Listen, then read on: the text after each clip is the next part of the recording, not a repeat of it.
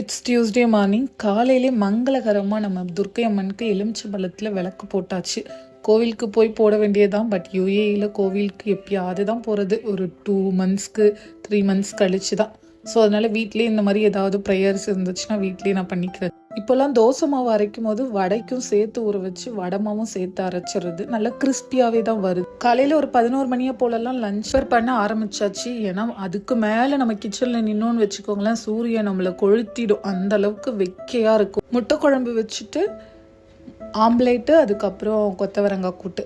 Evening snacks பார்த்திங்கன்னா இந்த மாதிரி ரெடிமேடாக கார்ன் வாங்கிட்டு வந்திருந்தேன். ஸோ அதுதான் சும்மா ஸ்வீட் கார்ன் மாதிரி பண்ணி கொடுத்துருந்தேன். நம்ம இந்த பீச்லலாம் நம்ம ஊர் சைடில் சாப்பிடுவோம் பாருங்கள், ஆனால் அந்த டேஸ்ட் வரல. ஓரளவுக்கு ஏதோ வந்திருந்தது. நைட் டின்னருக்கு இட்லியும் காஞ்ச மிளகா போட்டு தேங்காய் சட்னி பண்ணியிருந்தேன். நார்மல் பச்சை மிளகா விட காஞ்ச மிளகா போட்டு அரைச்சோன்னா இன்னும் சூப்பராக இருக்குது. இப்போலாம் அதுதான் அரைச்சி சாப்பிட்றது.